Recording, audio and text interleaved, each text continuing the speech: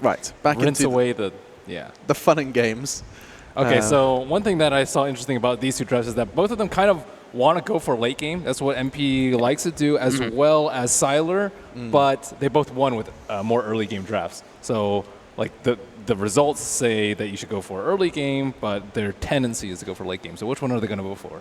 That's interesting. The team that won, the teams that won have had early game, so why not go early game? Yeah, but this is because they punished the other team for their weakness because they wanted to go for late game. I like I see what you're saying. They like, oh, we know that they're going to go late game, so we're going to go early game. They're like, oh, but if they don't commit to it all the way, then the team with more late game wins if you don't full commit. You know what I think we're going to see? Half commit. I think we're going to see super cautious drafts, like the way DC draft, where you can't really tell where they're going to go, and it can flip a bunch of different ways. If you show your hand too early, what we've seen is you get punished. You get bleach in your eyes. It's the first game 3. Yeah. This is it, man.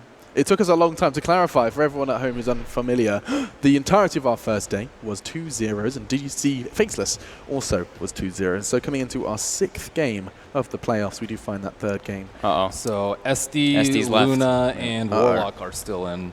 EHOME banning out the Omni. I guess they just really feel that NP mastered the Omni Knight, and that's why they even took it from them the last 2 series since they had first pick. Guess they just, the way that they saw NP use in the group stage, guess they really liked it.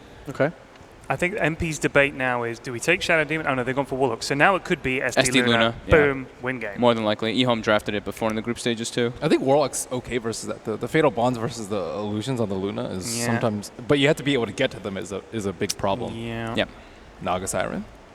Oh, Naga Siren wait a second. Yeah, is this really like the first time it's been available to them? I feel like that's For been MP, it's usually banned I believe he's phase. banned first phase a lot of the time, actually. Okay. Yeah, in it's this been tournament, quite a I think few it's been times. second. Yeah. Oh, But- secret shop swag. All the pins. Represent. Oh, wow. He's rocking all of them. They didn't. They did ban him in the last game. How you doing? More than likely the SD Luna.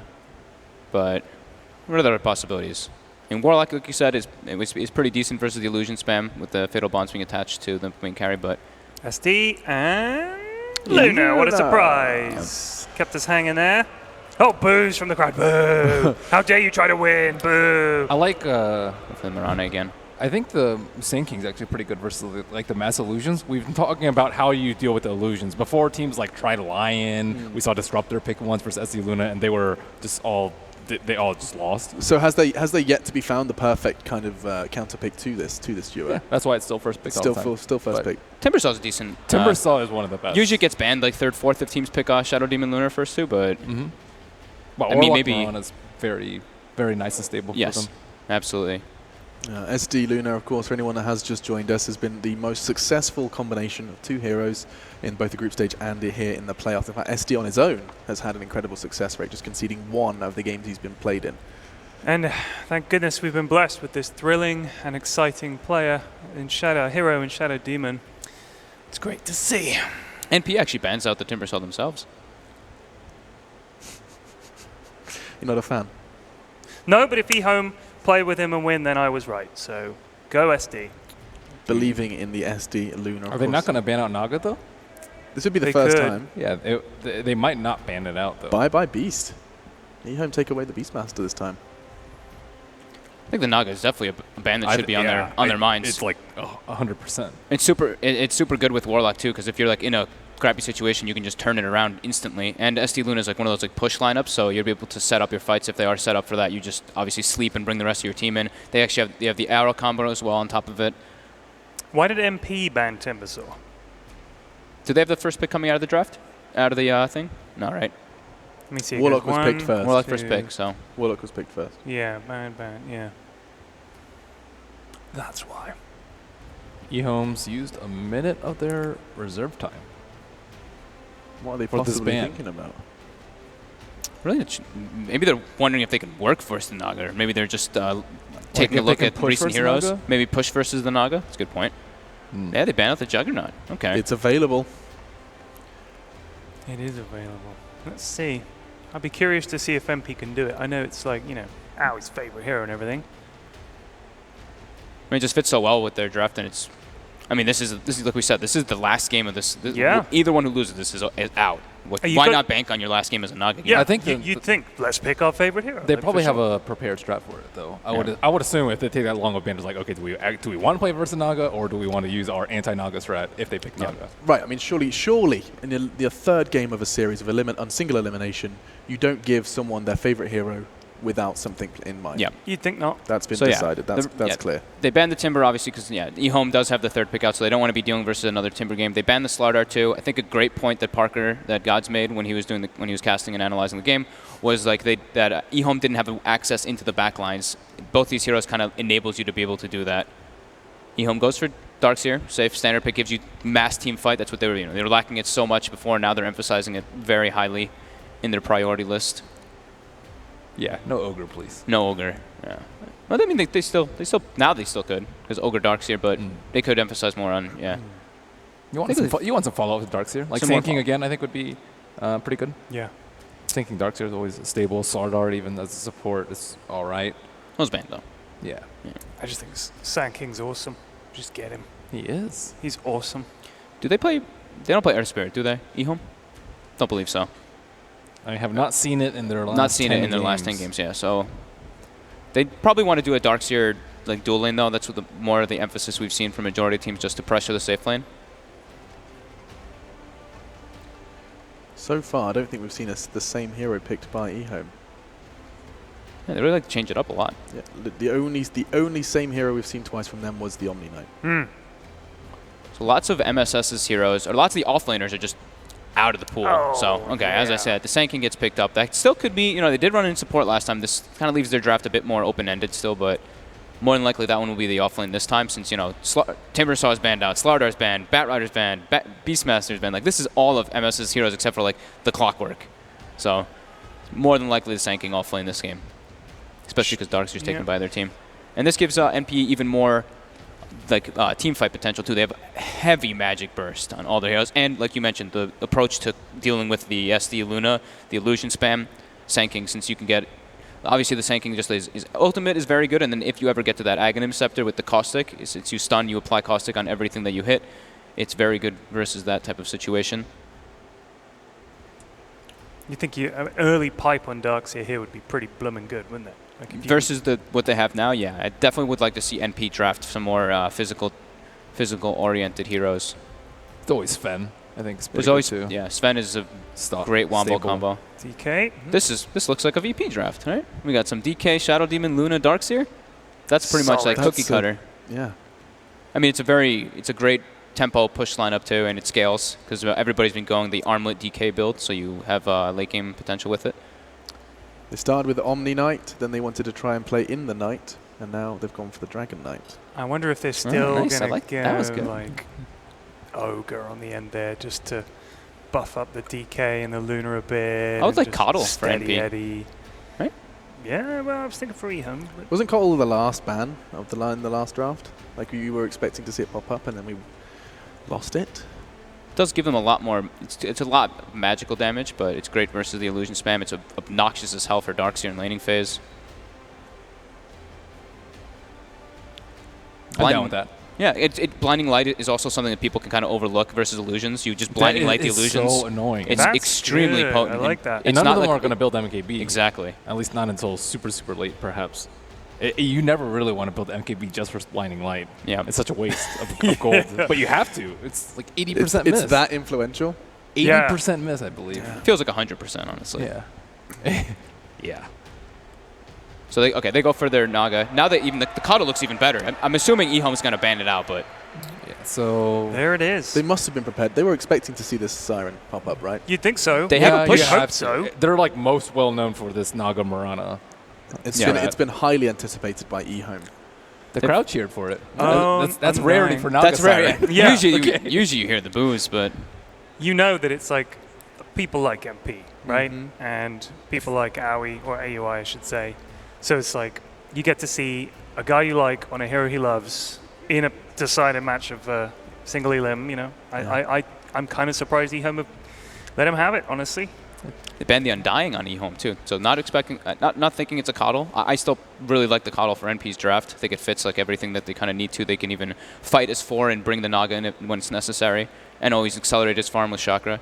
I think ET is also pretty good. ET is also for similar purposes. Very good, yeah, and that's an SVG hero for sure. What do you think MP need to worry about here from EHOME's lineup? I mean, obviously they can absolutely still lose. This is a very strong lineup. We're not going to write off Luna SD at all. It's just losing one team fight is the most that is the thing that you're worried about the most. Like if you waste sleep and you waste rock, you'll probably lose 2 towers, I would say. So it's like after this last pick is going to be a support from EHOME. I don't really see anything that's going to change like the base of the strat. SC plus Luna plus high DK. Stakes, you mean? I still think Ogre looks good for EHOME. Yeah. Right? Because they banned out the Undying too. That's kind of like an indicator. We've been seeing a lot of this, the Ogre versus Undying match. And okay, they go for the Disruptor instead. That's actually pretty interesting because they now have like massive Wombo combo with their Naga Siren Sleep once he gets involved. And it gives them more, like even more team fight. And it's good versus like EHOME's lineup. If they do go for a push, like if they go for like pushing and there's people in position, they can always just glimpse people back, and you have to pretty much commit to taking a tower in that manner. Otherwise, you're going to lose a hero every single time. And now you're forced to get BKBs. There's no way you can't get a BKB versus lineup. But by the time you get BKBs, Naga probably has all our items. So it's a very tiny window for EHOME to execute their lineup to perfection. So NP are almost forcing EHOME into a certain kind of shopping list, forcing them into a certain time. Oh. So they go, oh, okay. Ooh, I did not see that one. I did not see that one coming. Yeah. I think this is the most even of the 3 drafts that we've seen. I completely agree. Yeah, it's like they can both scale very late into the game, but of course, you know, it's a Naga Siren on NP, so we'll see how it plays out. We'll see how they want to deal with it. Man, I think this is going to be a fantastic one. We had one-sided game for NP, one-sided game for EHOME, and now the desk is telling us we've got the most balanced draft we've seen, and it is elimination time. By the end of this game of Dota, one of NP and EHOME will be going home, the other will be doubling their money and continuing to the quarterfinals. One last time to cast this one, it will be Gods and Toby 1. It's going to be big, it's going to be loud, and I'm sure Boston's going to love it. We balance the draft, we balance the series as far as score goes in Game 3 of NP up against the wonderful EHOME. Very solid draft for both sides. Doesn't really feel like there's any real big weaknesses in either side. It feels fitting that we end Game 3 with the Naga Siren pick of all things when it's NP. And of course, our completely non-biased crowd that boos the SD and Luna, but praises the Naga Siren. How the times have changed. Yes. Well, let's bring back the old glory days of TI3. We'll see the early rotations towards top, both offlaner and support looking to get down the wards, but not going to be allowed by Rose as he scouts that one out. Always this kind of battle. This time around, though, Old 11 isn't as strong on the darks here, so we may have to yield to Rose. Yeah, and he's saving up most of his money, so if he wants to, he can buy the Iron Talon to just go for that fast jungling if he feels he's not going to get any experience out of the lane. Rose, of course, playing the Warlock. We've seen that time and time again. And I hope everyone's ready for the team fight that will be NP in this series. We look to see like how NP will function as a full crew. Sometimes the SKs in the Boston Major so far have been very underwhelming with the amount of damage they do. But when you have a Naga song set up, when you can just throw down the Disrupt the Storm and Wall, then you bring in your Epi, then you bring in your Rock and your Fatal Bonds, plus the double Starfall, all of this combined together, it's so difficult for EHOME to bail out of. I was actually liking your idea for the 5th pick, instead of having something like the Enchantress, something to counter that team fight like the Kunkka, but EHOME go for more of this early game rotation pressure. Yeah, we're talking a bit about it. I think the Kunkka for the team fight, if they want to match NP, would be nice, but the really nice thing the Enchantress gives them is an ability to deal with the split push of the Naga. You can just steal those Naga illusions using the enchant, and typically they're split up, so it's just one illusion pushing a wave. I definitely expect Garda to max this skill since it gets down to just 12-second cooldown at level 4, so he's going to help deal with that Naga Siren problem later on in this game, and we'll see what he can do earlier on, because that's where the hero also first needs to come online, which is putting pressure on the lane, particularly this safe lane where SVG is once again going to be dual laning down bottom. They really love giving MSS these good early starts. Well, SVG, if you can make the space for it, it'll be fantastic, but you do have to give a lot of respect to the combination which has been taking Boston by storm, which is the SD as well as Luna. So Lanham needs to keep his distance, and he's just going to start off with this just cheap and easy harassment onto MSS on the bottom lane. Speaking of harassment, the double Thunderstrike coming out already. Sylar down to below half HP, but SVG, he's got clarity to try and get another couple Thunder Strikes off, and that's something LAN will not be able to cancel currently. He really wants to get in and stop this one, but doesn't seem to be possible. Middle lane, for some reason, MB, he leaps! He goes for the courier, the damage is enough! Now. The courier will drop. It was just bringing a salve to Old Chicken. Envy made it look like he was just having a stroll down mid-lane, looking to farm up some creeps, and all of a sudden, he's killing couriers. That's the Bottom beauty, lane, Jackie, now they look for another opening. Garda, too early! He let the Centaur Stomp go too early. I think he was hoping that MSS would just instantly Burrow Strike north, and then he'd catch him with the Centaur Stomp, but he next leveled the no level. Yeah, that was not the outcome they were hoping for with the Enchantress's first rotation, and every kind of move is time wasted. They have got an Alpha Wolf, so a lot of damage potential between this as well as the Swiftness Aura of the Hellbear Smasher. Not a lane NP can really stick around too much in, but They can contest for the rune. I don't know, MSS is already bailing out. and they've got boots on both these heroes in the off lane for NP, so it does make them that little bit harder to gank. But man, what a play from Envy. That's a big gold boost for his entire team, getting a Curry that early on, and stops the DK from getting his bottle. It's so hard to play the mid lane without a bottle. Why ball? Did he miss an arrow? Yeah. Okay. Yeah, that would be an No, understatement. you get the good with the great, with the not so great when it comes to Envy. So for a moment, I actually thought he was trying to farm up one of the camps, but that was definitely not the case. Old 11's having a lot funner time up on this top lane. Well, there's a lot of pressure being applied from EHOME on the bottom. It's the fact that you're getting higher levels up in the Iron Shell. Rose having to spend his Shadow Word to always attack. Okay, bottom lane, SVG. He's the one that will put down the wall. The Burrow Strike just goes on the Hellbear, keeps him away, and now the TP begins. So they have enough damage to clap and the Elusive Beam. The TP was going to be cancelled anyway, and EHOME spilled first blood on the bot lane.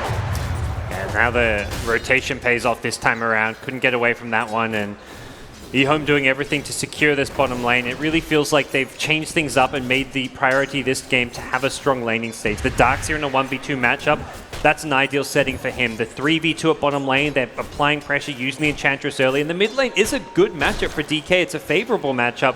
Losing the Courier, though, makes this a bit more even, and as a result, this lane hasn't gone as well as they would have hoped for. But all in all, laning stage has been very good for EHOME. Yeah, now the bottle is coming out. Well, okay, no, it's going back. Yeah, there we go.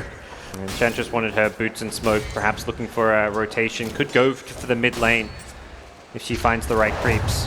MSS is coming over to try and contest this little bit of a pull that's happening from EHOME. Lanham, still wondering if he wants to initiate properly into this. Doesn't have enough support to help him out. Like everything else is looking towards runes. Envy, you know he wants to try the... Okay, he's going to leap in. He kept the distance like he looked for an arrow, but he leaps in to grab the illusion rune. And then straight back to the mid lane. Envy's just feeling it right now. He's making all these swag plays, and we'll see if he can keep it up. I mean, he's not winning his lane straight up. It's even on CS here, so by no means has it given him the complete advantage over the DK, who hasn't died, of course. A lot of control into the creeps of Garda. Having both the Mud Golems as well as the Dark Troll Summoner. There's a lot of stuns, a lot of quick damage that comes out from the Mud Golems. It's really... Like, you don't expect it anywhere near as hard as it comes.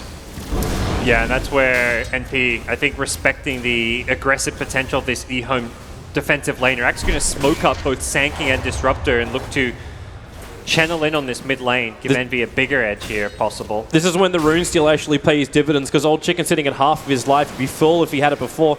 Going to rely maybe a little bit on raindrops to help him. A Naga illusion makes Old Chicken a little bit timid. Moves back into now the tower. Gets the breathe fire off. The Burrow Strike is there. Support is in the neighborhood from Garda. Old Chicken needs to survive, but just cannot do it. Disruption, and Sylar rotates in. Looking to bring in the extra assistance. So MSS runs north. He's going to go down. They chase him down with Luna and SVG. Over into the Radiant jungle. The beam isn't enough. He can't get close enough. He needs a little bit more help. SVG starts to TP. There was nothing that would stop him. Sylar was too far away to lend the elusive beam, so it ends up being an off lane for a mid lane trade-off for the kills. But a heavy rotation from both sides. Yeah, that's ultimately worth it for NP, since they're the ones who would just have the free farming Nagasar in the safe lane. AUI seeing up at 40 CS with the Arcane Boots. He's got the mana to sustain the constant mirror image Riptide spam to farm both the jungle and the lane. Look to the SK. Disruption, catcher, old chicken. He's an instant Dragon Tail stun. He's going to get it as well with the Breathe Fire. SK copying so much damage. The amplification still only at level 1 for the catcher. And went for 2 with Disruption. They had no detection there. They really only barely Garda, get that kill. the stun! The arrow from Envy! He threw it from the mid lane. He actually connected. That's a long stun time. And Garda, he's not even here for a warding mission. He'll steal the Centaur. The wall will come up. And he needs to play the distance game. But again, Envy right in the money. Leaps in. And that enchant was caught out at the secret shop. Bottom lane's been pressured very heavily. This way, Garda probably thought he had more space to work with. Yep. Just feels like EHOME aren't getting enough now with the couple nice rotations coming out from the off-laners to go towards that middle lane. They really need to start pushing some towers and putting pressure onto NP because Naga is not being beaten in lane. The Darkseer, yes, is getting farmed, but by no means is it coming at the cost of Naga not getting farmed. She is free farming like no other, and this is the biggest concern that EHOME has to deal with right now. And you can see AUI, like no reason to rush up the Relic. He's still playing in a rather difficult lane against 9-Shell Darkseer. He's got the jungle items, the constant mana, the Iron Talon as well. Now you know exactly what he's looking for next. Like with 7 minutes in, he's already got all of the like arcanes with the Iron Talon and the PMS. It's a simple maneuver to now go directly for the Radiance. Yep. He uses his Mango with the Arcane Boots to get even more mana out of it. So it's all the like little small efficiency plays coming out from him. But real action is brewing at bottom lane. MP looking to group up a little bit here. It's all about creating space for the Naga, but also shutting down Sylar as much as possible and stopping EHOME from being able to kind of group up, push, and take too many towers in the early game. It's crazy to think that MP are the ones looking to be aggressive before they've got the rock up.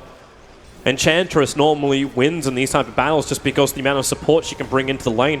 And here she goes again. MSS will see her as SVG just a little bit further away. So the creeps start with a clap. The Centaur Stomp's there too. Lanham going to put the catcher on him. And SVG's going to drop very, very quickly here. One charges will allow him to stay alive. They can't reach him just yet. Even the Glimpse try and drag Lanham back away. Well, that doesn't really work. And the Eclipse from Sylar. SVG starts his TP. MSS. Oh, the Lucid Beam. It reached him just enough. Lanham behind him. But Eternal Envy comes in with a surprise Starfall. At least we'll get some revenge for his fallen teammate, but then manages to slip the arrow between creeps. It's nothing with that. A 2-for-1 trade-off on the bottom. Yeah, a nice move from Envy. He's actually being very impactful here in the early game. From the Courier Snipes to denying DK Runes, now coming towards his bottom lane to at least get a cleanup kill, and every little bit helps as far as making more and more space for AUI as time goes on. AUI was forced to kind of heal up back at base, but he doesn't mind too much. A small bit of downtime for the Naga to heal up can lead to a lot more farm if you go back out to the lanes with full HP, full mana to constantly use those illusions to farm both jungle as well as lane. I was wondering how long it would take for MP to commit more heroes to this top. Darkseer having a very casual move to his mech, and now Lanham, in fact, and Sylar try and predict the rotations. They smoke at the tier 2 tower, so that fresh Observer Ward down from SVG doesn't see anything. They're smoking up here, but like that's as Darkseer's going back to base to heal. Envy. They're coming in close. Disruption. Lanham didn't want him. He saw the support, went for that instead. The arrow is a short range one. Sylar waiting for it. The Lucid Beam is out. SK is low. With the Burrow Strike, they find the kill. The SD Illusions are chasing after MSS. Yeah, but there won't be enough damage to find it. They knew the Sand King was low, so they thought they could two-man smoke kill him. They thought that Sand King was being greedy, trying to farm for his blink on low HP, but NP were up there with a couple different heroes there, because that was a two-man smoke from an SD Luna with no Eclipse. They did not have any way to fight into NP outside of a single hero pickoff, which would have been nice if they could get it, but it wasn't the case. Interesting leap from Envy. He has that on cooldown for a while. I think he was hoping for the 10-minute rune, but Old Chicken was moving up for that. He's lucky it's just a bounty rune, no action rune to work with. Yep. These Naga illusions being very pesky. Just chipping away at old Lanham and delaying any kind of a mid-play here.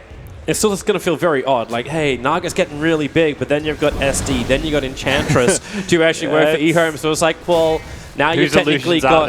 Yeah, AUI becomes a trader unwillingly. Yep. That's a good point. It's one of those things where EHOME won't be shy to go to the super late game as far as having the damage and the carry potential on their side. They will be a bit shy to go into big team fights because that's where Sand King, I mean, you mentioned the setup from the Song into Epicenter, Burrow Strikes, Warlock Ultimates, Static Storms is scary. Trying to look for SVG. Gonna see him go invis at the last second of the Moonlight Shadow. The Iron Shell sticking him out, but now the Burrow Strike into the rock. The damage on Sylar is huge. But he's still got 12 one charges. Glimpse back, now turns on the Eclipse with the defensive disruption. Align to get the full Eclipse off, but now still on the run out. MSS can't get close enough. Lanham creates the distance and will sacrifice himself, combining up with the rock. Oh, there's your first TP out. And the Warlock does end up going down to us, the Darkseer, who actually ends up killing off the Warlock. And now 11 back into the front row, going after MSS on the top lane, trying to play around this Darkseer wall. Garda low on life, but it's going to be that top lane where it's a triple kill now for Old 11. The pressure continually placed from EHOME in the mid. Warlock will end the spree of the Darkseer. Poor Darkseer did such a good job in that team fight and then gets taken out by a Warlock Golem at the end. But Old Bottom lane, 11 Disruption Catcher, AUI. Says no fun to everybody. You all have to look tired. This is looking much more like the Old 11 from Game 1 on Batrider, making all the big plays for his team, getting a lot of farm. It was a 7-minute Blink Dagger there on Bat. This game around, not playing the initiating type hero, but getting involved in the fights. Has a mech Arcane Boots just 12 minutes in.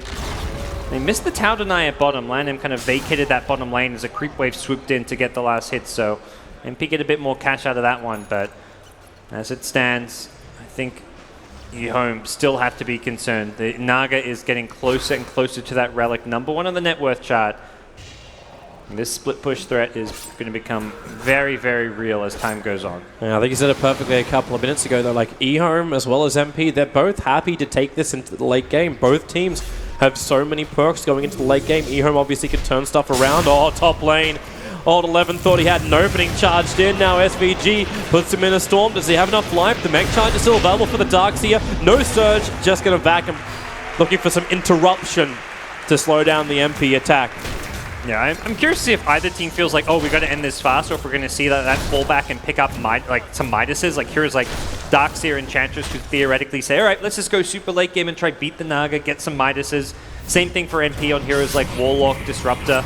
You can theoretically justify these Midas pickups. The alternative is you just try and end the game by 20-25 minutes, which is where you want to get all the early game items possible. And that to me is more the EHOME style. As much as they could go late game, use the fact they have the enchant, use the disruption, I feel like there's a good... There's more EHOME strength where it's just let's play fast, let's beat them before they get the Naga Siren too scary. As it stands, we're going to have towers getting exchanged here. EHOME take the bottom lane where NP just trading that for farm. NP are more just inclined to avoid fights until they have that Radiance. Also importantly, the Song of the Siren still on cooldown from that bottom fight. So if they want to try set up some kind of big engagement around the Sand King, the Warlock ultimates, the Static Storm, they've got to wait for 50 seconds before AUI has that sleep again. But mid lane, it's EHOME. They've smoked up. They're sitting behind Old Chicken here, looking to fight around him. Whether or not NP will take the bait's another matter. It looks like EHOME just going to force things here by chipping away at the tier 2 tower. Top lane, Old 11. That Burrow strikes out. The arrow from Envy. Oh, Old 11's got friends that will stay with him. Puts on the wall, and MSS has to hide inside the sandstorm. Old 11 knows he doesn't have a kill here until support arrives. It's AUI. MSS so low. Old 11 trying to burn him down with the Iron Shell. Old 11 finds the kill. Straight trade off at the end of the day. A lot of support rotations in, but it's EHOME who now create more space in the mid lane, pushing in MP. They'll even leave an extra present of Luna behind. Well, they're not going to be able to break through, but they will kind of scare NP a bit, bring them back and take a lot of map control. Both mid lane and bottom lane now missing their tier 2 towers makes it very easy for EHOME to secure Roshan if they want, and they are looking to threaten to at least chip away at this tier 3 tower. They want Naga to ideally TP back. They don't have to force the fight, but they just want to try and limit what Naga's doing on the map. Fortunately, they don't feel too safe in sticking around and will back off to farm the other lanes. Oh, we've got a couple of teams watching from the audience. That's the boys. That's Adfinum sitting at the back there. So say hello, everybody. Say hello. Wonderful to have the team still sticking around watching a whole bunch of games, of course. Big matches still to come up later today, and I think those boys just got off a signing session too. Yeah, they'll be taking on Newbie in a very exciting first round encounter. But they've got to wait for this one to finish. EHOME and NP going the distance. And we talked about how these are teams prone for the long games. And with the Naga Siren hitting that 16-minute Radiance timing, it's feeling like NP have the tools they need to take it into the late game. and not collapse in the early game and see any kind of a successful high ground push just yet from EHOME. Give it time, man. Give it time. Maybe 40 minutes. Then will be a time for that high ground push. Radiance is now done, so it took 16 minutes, but AUI has completed it. It's scary. You try and group up as 5 to push high ground into the team fight. MP is not all about the split push. They're much more about the team fight at certain points of the game. The Blink Dagger on the Sand King, the Warlock, Fatal Bonds plus Rock combo. Well, Old Chicken's found his target.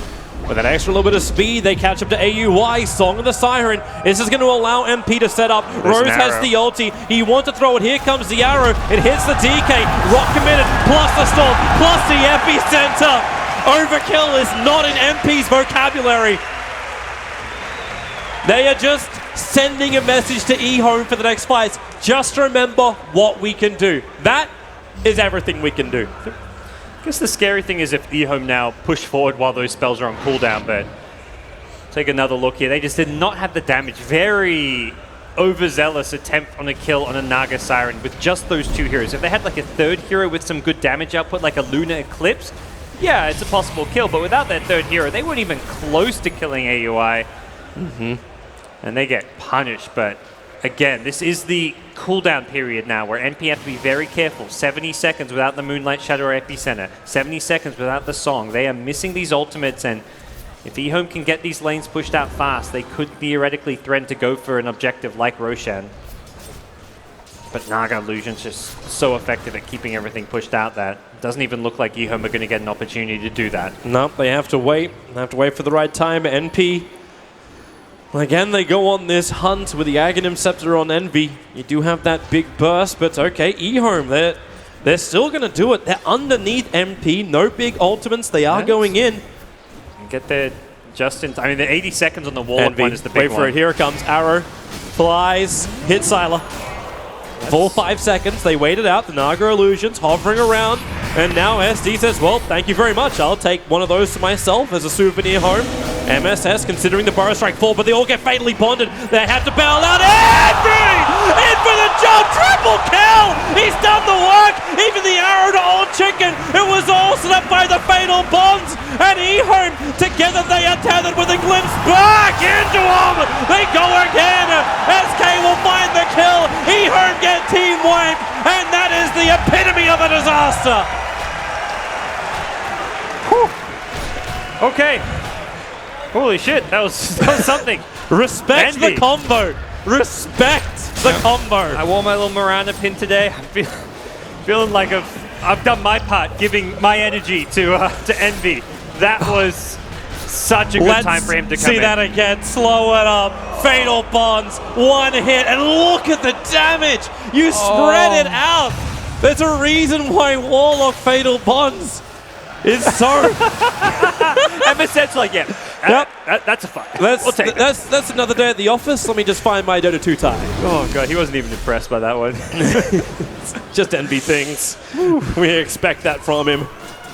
Oh, NP now looking to punish even more. Garda going to get glimpsed back on the bottom. SVG with the help of Envy again, jumping for the double Starfall. Enchantress with the stick charges, trying to actually stay alive long enough with 3 points up and untouchable. Might be able to do it. The back is there. Now Envy in too deep. There's that hit coming from the impetus of Garda.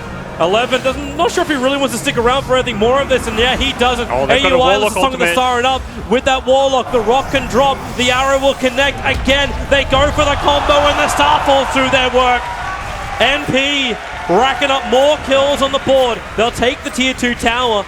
Remember the old enemy, all of EHOME wasn't there. Old Chicken pushing out the mid, Silas pushing out the top. They're going to try and force MP to come home. I mean, NP may be the ones who want to keep on pushing. They don't hit buildings all too well, and they're also in no rush. They have won 2 big fights in a row. They have an incredible gold lead at this point. They do not have to end this game anytime soon. If anything, they're looking at Naga Siren as a hero that's not really breaking high ground until you get 3 or 4 big items, and yeah, they fall back. They're playing the long game. They get the Midas, as I talked about. Disruptor now, SVG, picks up a Midas, and things are looking very good for the Canadian squad. And there they are with all these minuses. If that Aghanim Scepter even remotely gets close for SVG, this game for EHOME may just be over. They went for the stable draft. They went for a really solid thing.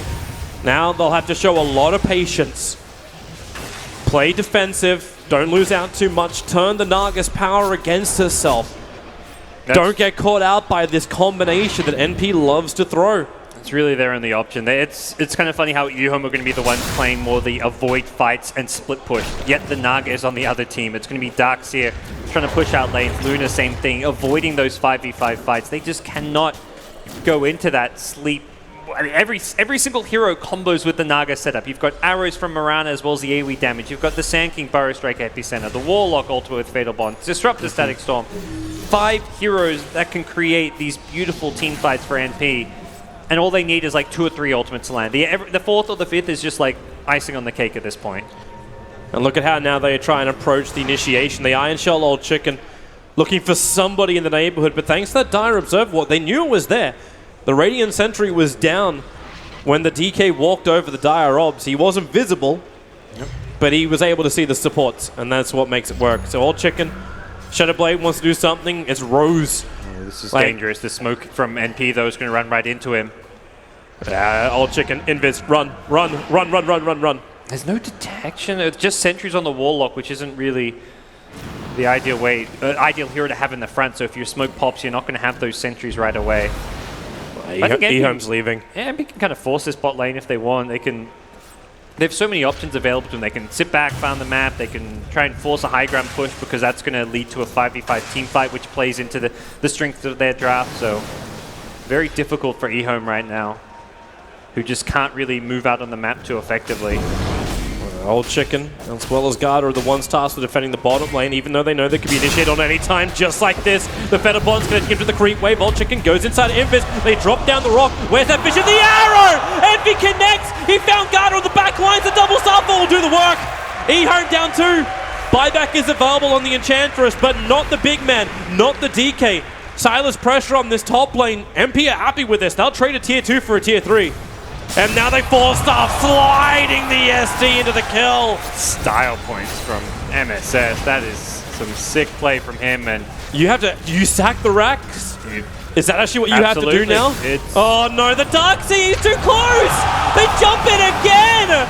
Time and time again, EHOME are getting caught with their pants down. They still have all their ultimates outside of the Warlock, but that's fine. You can easily fight without the Warlock ulti if you've got your 4 others, and that is an easy Rax claim for NP, just finding all these pickoffs, chain feeds coming out from EHOME, and Envy saw Sylar.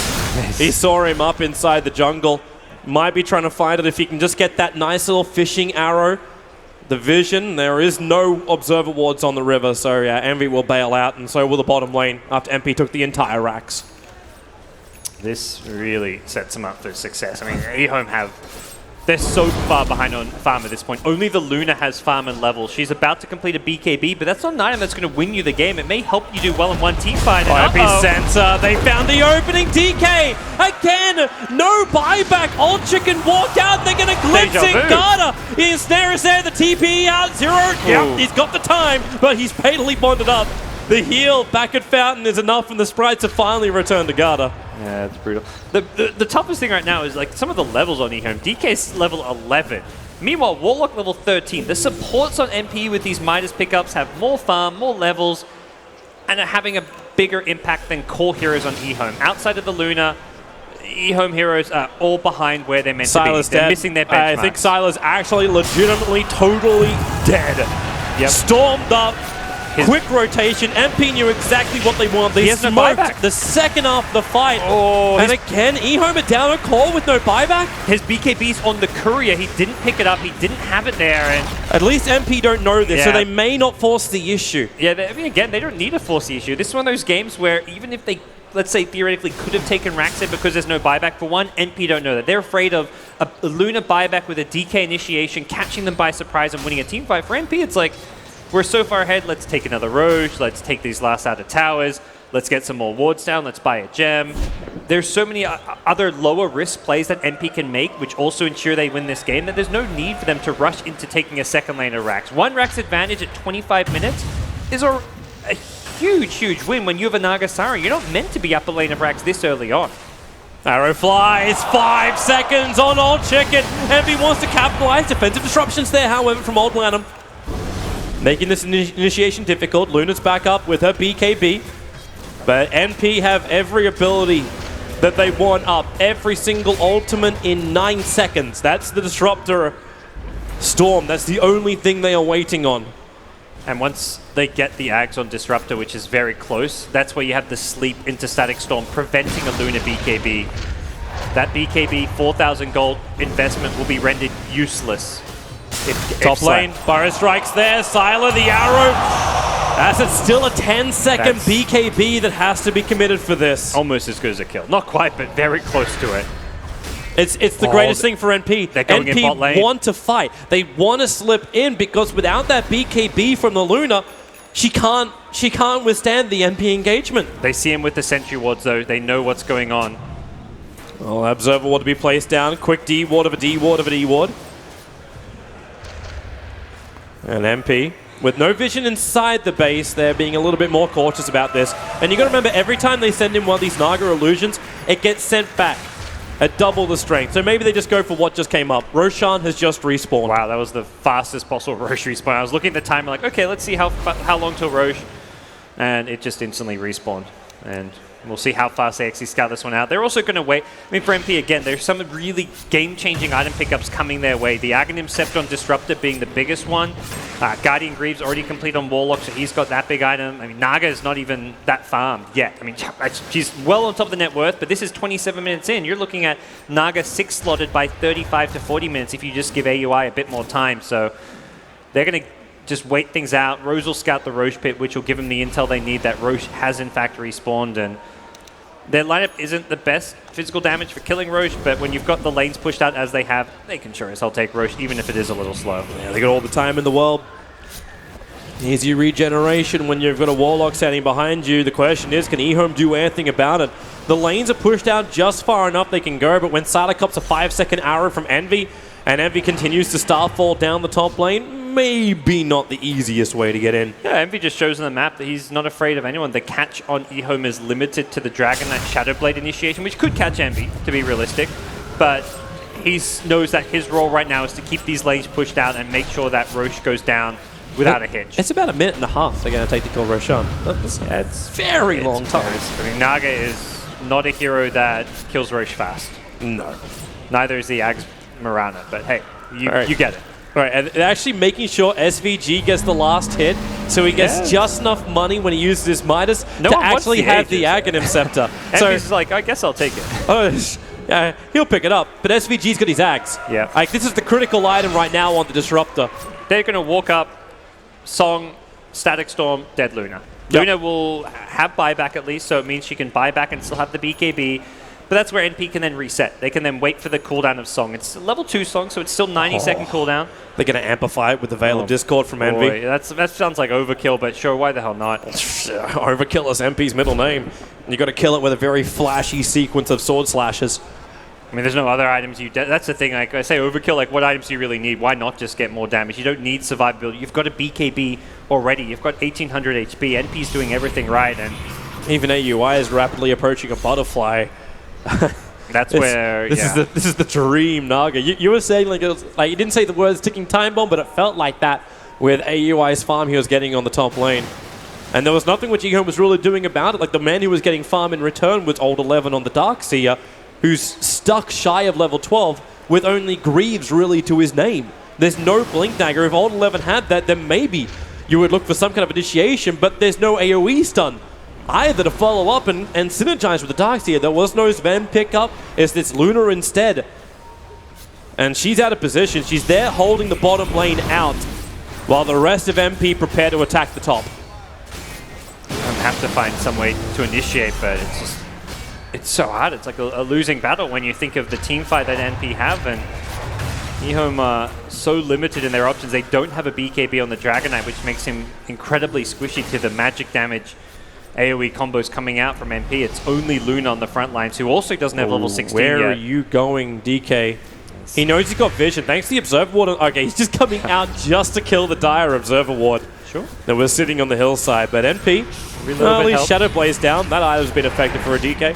As they'll leap away. Just a little bit of chip only. They have scouted out the Ags on Disruptor as well, importantly.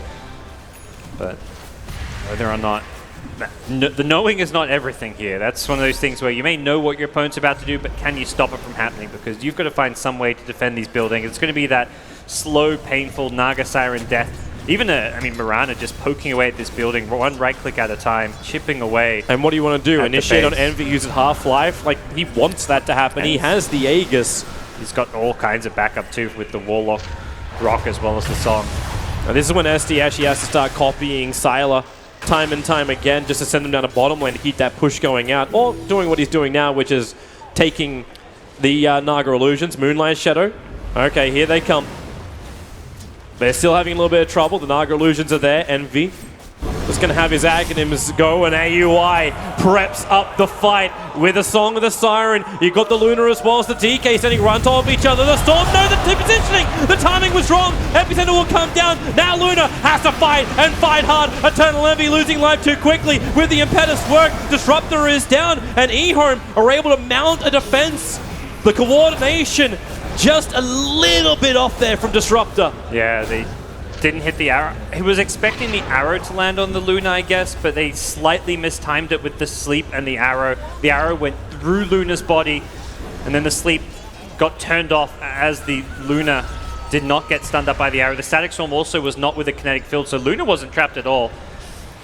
And we did manage to get out of it and then pop the BKB. Not the end of the world for MP. It's one of those things where, yeah, they kind of botched that team fight a little bit, but their losses was very minimal. They traded 1 for 1 in terms of supports there. They lost nothing whatsoever. For EHOME, though, they're very happy because the game could have been over if that worked. Like, if you lose both your Luna as well as your DK, even if you do buy back and you're able to defend the top lane, it's these heroes being crippled, can't transition to an item because Old Chicken went for the Shadow Blade. He's never reached his BKB. He's never reached another big item that allows him to stand during the fights. And Luna's also now got a little bit more space, so she can go up and get that Mana Star. So we'll have a quick look at it again. You can see the positioning of Luna and DK, but SVG, it's a little bit too late to the party. The wall doesn't have its effect in time, and then Sylar can stand his ground. It was this kind of awkward position between the Dragon Knight and the Luna where they were far enough apart you couldn't get both in the Static Storm, yet they still kind of tried to catch both in the Static Storm Kinetic Field. They needed to just commit on one of the two, not both.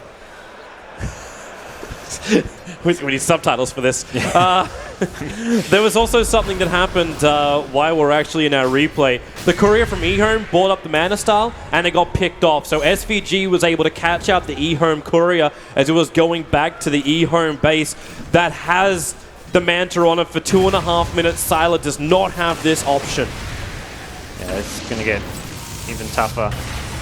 Now the next push is coming. All the ultimates just about back up. Only the Warlock one 30 seconds away, but they're also waiting for the Butterfly. So with the Butterfly, all that Agi coming into for the Naga Illusions. Yeah, it helps EHOME a little bit, but more than anything, it helps NP because those illusions will sometimes be hitting the buildings, and that's more than enough for NP. Finally, the town gets tonight. EHOME were waiting for maybe an opportunity to have a crack. Old Chicken sitting inside of that Shadow Blade. He's right in range of the Dire Sentry Ward. And they should be very aware of this, considering they were the ones who attacked it to try and de-ward it. MSS trying to play fancy, blinks and four-staffing Old Chicken in close.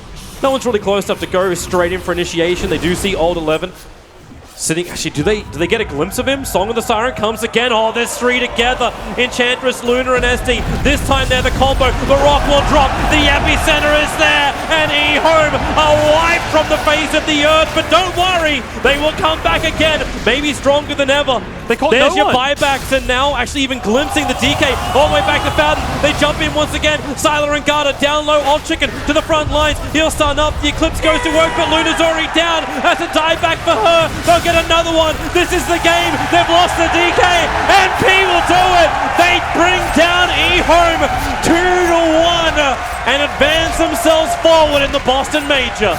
It was a tough round one opponent for them, but they bounced back so well from that game one defeat. That was some very pristine team fights outside of that one slightly botched one. NP had the drafts, they had the plays. Everything came together really nicely in this Game 3 decider. It really, really did. NP, they went for it. They went for the team fight. They went for the combo. When it all comes together, it's wonderful. There's only one little bit of a hiccup, but I mean, look at NP, put that aside. 13-0 and 10. He stood out so much that game. He made so many big plays, finding solo kills, sniping the Korea mid.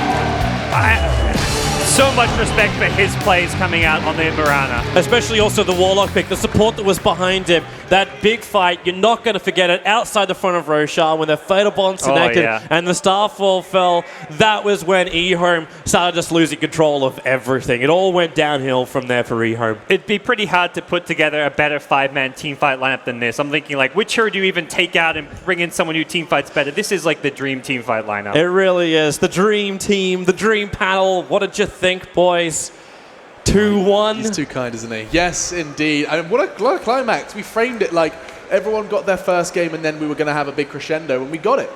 You must be celebrating there, Toby. I love it when a plan comes together. Yeah. It wasn't as close as we maybe thought, but it definitely was as explosive. Some of those fights and plays from Team NP was absolutely fantastic. Hey, I mean, you know the plays are good when the entire green room stands up for a play. When people are just shouting, fatal bonds, and you have to watch the replay. So, you know, it was big. And I'm sure you guys enjoyed that as much as we did watching it. Thank you very much. That is Gods and Toby. And now to talk through it a little more, it's, of course, the panel. I've got myself, Fogged, Marlini, and Pyrian Flax to understand, first of all, what went right for NP, but also what went wrong for EHOME, because we did frame it. In that pre-match, to remind everyone, we did say this is the closest draft we've seen. It did feel like the prior game we saw EHOME kind of lose in the draft. And now we had what felt like a close game, Fogged. What went awfully wrong for EHOME here? Well, they had pretty good laning phase, good laning start. I mean, that sniping, the courier snipe definitely hurts the DK in that phase. So Envy had a great start for that. They did pretty much all they needed to in the lane phase, but then just some pretty crucial mistakes, actually, like trying to go for that pickoff, I think, in the jungle was the big one that stood out for me when the Naga got the Radiance. But also, the Enchantress just emphasizing so hard on shutting down the Sanking.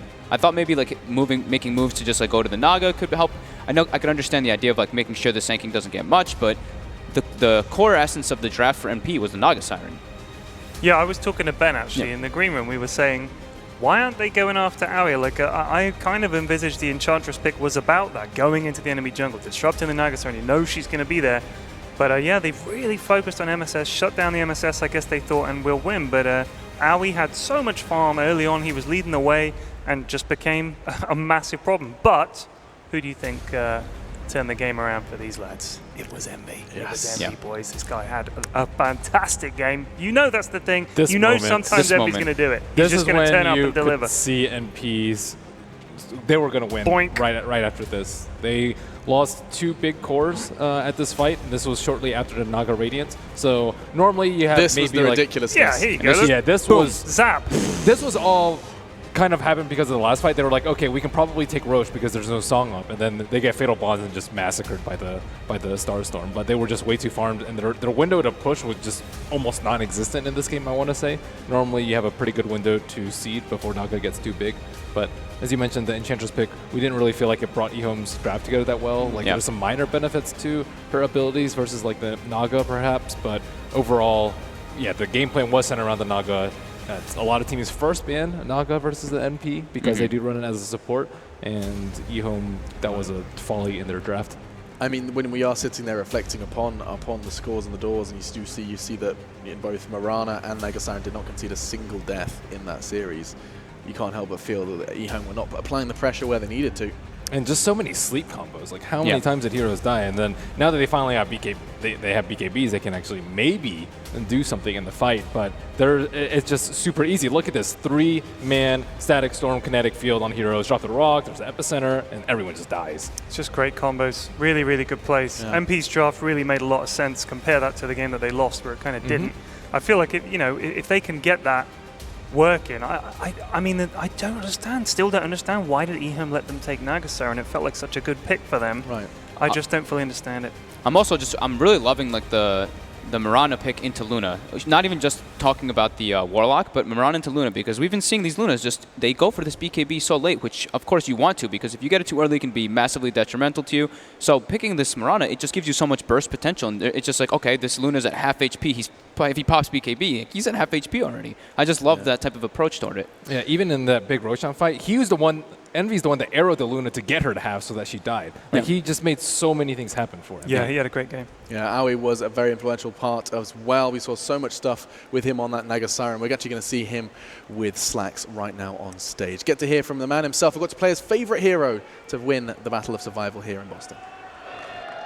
Ladies and gentlemen, the crowd is going crazy for the man, Owie 2000, the first person to have 3 games in a series.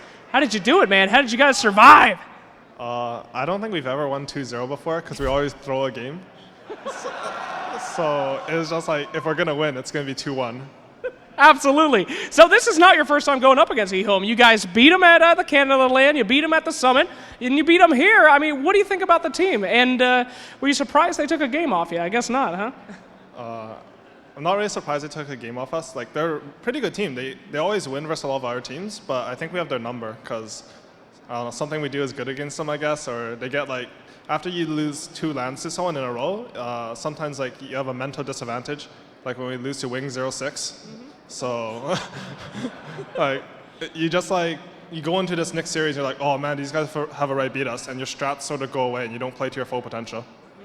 All right, I want to talk to you about the amazing combos that you guys had, right? The Warlock, Fatal Bonds, and a Mirana.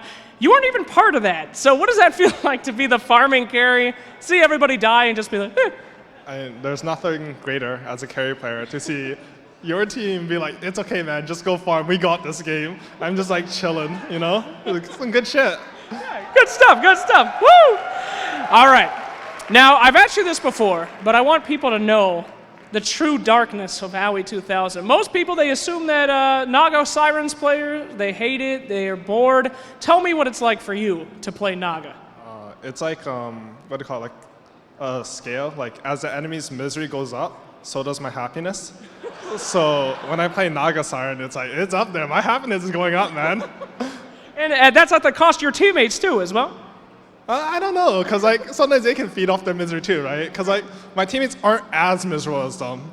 Like there's still like 9 unhappy players and 1 happy Naga, but it's like 5 super unhappy, 4 a little unhappy, and 1 super happy. So it's not too bad. Yeah, not too bad at all. Well, he certainly does seem happy here at the Major, and we'll check in with him and NP again. Congratulations one more time, and we'll be seeing more from Team NP. Lovely stuff. That was Owie there, comparing his Naga Siren pick quite appropriately as a scale.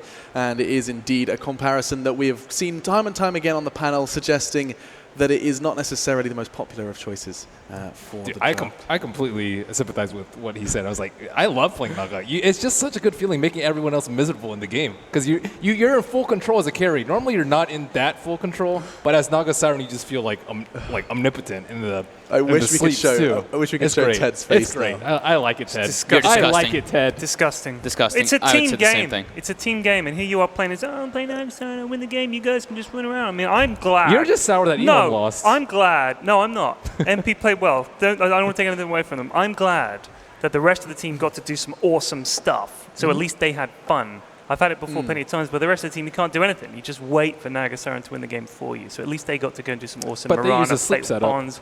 Yeah, that like was backflips sick. The in. game was over by that point. Come on. There was a lot. It was just a big kind of clusterfuck, right? When you had like the disruptor coming in, you had the rock dropping. It was just a kind of a feast for the eyes, absolutely. And you know what? The scoreboard actually is a feast for the eyes as well. You'll see the big numbers. This is a treat for you. 13 for Mirana and not a single death next to Eternal Envy's name.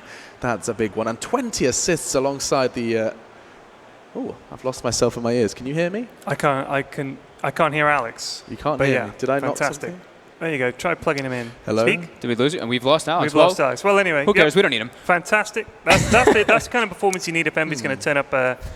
You need him to keep doing that, I think. You need to keep having a big Envy performance. He's a confidence kind of player. He owned. He did. He absolutely really destroyed. hard. And you could look, Old Chicken, 1 kill. Sylar, 2 kills. There's Envy with 13. I just think overall, like NP had an incredible result in this game. Like they played super well. Like their reactions to the movement from their team just was perfect from EHOME. Like they would just instantly react. Like as soon as they saw somebody making the move, you saw like 3 or 4 TPs coming, and they helped their buddy out. So I just love to see that like in comparison to the first game, the development of how they became more of a unit in the next two games coming up. So I'm just really excited to see how that develops into the next days once they play other teams. Do you think that's a change in their attitude and their approach, or do you think it's the draft that enabled that? Like, do you think the change in the draft giving players almost their comfort heroes, giving Envy a hero and just saying, do you know what, we'll let Aoi go and farm, we'll let Aoi go and just Naga Siren it up, but we're going to put you on Mirana, we're going to have heroes around you who can help you out, you just focus on doing you. Do you think that helped? It's probably both. Like everybody's just like, wow, we're winning fights without our Naga. Like we're playing heroes that we like to play, and we have a Naga on our team. Like you said, they might be a little bit miserable, but they have a little bit that's they're like, we have the Naga. We're gonna win this game. We're owning without really needing him too much to be involved. Ben, what do you think about the Enchantress pick? Do you think this Enchantress pick was like, we kind of thought the idea was to go and mess with the Naga Siren, it didn't happen. Was that something about the way MP played against it, or do you think that was just that was not what they were going to use it for? What was the deal with Enchantress? I talked to Vogt about it. We just thought it was a little weak because Mirana can, if you try and pressure mid, she'll just arrow the creep and it's free XP and gold for her. Yep. And also she just doesn't seem that strong. She does not have that much HP. Like you can steal a Naga illusion later. We kind of discussed that too, but it's still weak. Like you can't actually kill the Naga. Yeah, unless you pressure her early. And they could have pressured her early, but they were still like on a kind of a timing window. We said like by like 40 minutes, that's when they can hit like critical. They can hit like critical mass. Of course, the DK can get like a Mjolnir and be able to scare a bit harder first that, but inevitably versus a Naga Siren, you get kind of put in a position where you're like, we don't want to take it to that stage. Okay, well, we're going to go and have a little chat with Purge, and Kev, tell us what you thought. I'm sure he's highlighted a primo moment, so let's go Purge's primo moment. Purge. Thank you, Ted. I really appreciated that throw. Well done. That was great.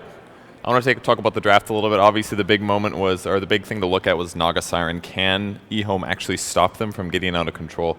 I mean, I think they had the right tools for it. I mean, they had so many push heroes, really. I mean, Luna's decent at pushing. Got Shadow Demon, Dragon Knight, Enchantress. Maybe we'll say Darkster too, whatever. They got 5 push heroes, right? Group up as a team, try to take towers, try to take Arax before the Radiance gets online, or do so much damage that it doesn't really matter. I mean, they did get their first tier 1 at 6 minutes. There was a couple ganks and things that happened before here, but I think the important thing was that what NP did was they constantly put pressure on the off lane. I mean, we're 8 minutes into this. Disruptor came bottom, they had Warlock bottom, and they had Sand King bottom. They weren't necessarily hoping to get a kill. They had the right tools and the right damage to do it. But even though the fact that they lost 2 heroes in this engagement and Envy cleaned up 1, they kept it semi-comparable, which is important because the important hero that's not in this fight is Naga Siren. And that's kind of what kept happening. I mean, after that lane pushed out, after the last engagement, AUI TP'd to the bot lane to actually take easy farm there. He gave the top lane to Sand King. Very selfless play there that accelerated his supports. And then it eventually just got into some of the fights like these ones where AUI gets caught in the jungle by the other 2 heroes ganking him, and he's able to react to that nicely just by popping the sleep and landing the Static Storm and Arrow combo afterwards. It's like their heroes just comboed so well together. And ultimately, they had the right heroes once they had Radiance. Once they had Radiance, the game was just over because they could force people to fight repeatedly using Glimpse. And even when things go bad, pop Song, set up another combo with another set of heroes. This was really like the 5 heroes that I feel like NP pick all the time, and they played it perfectly this game.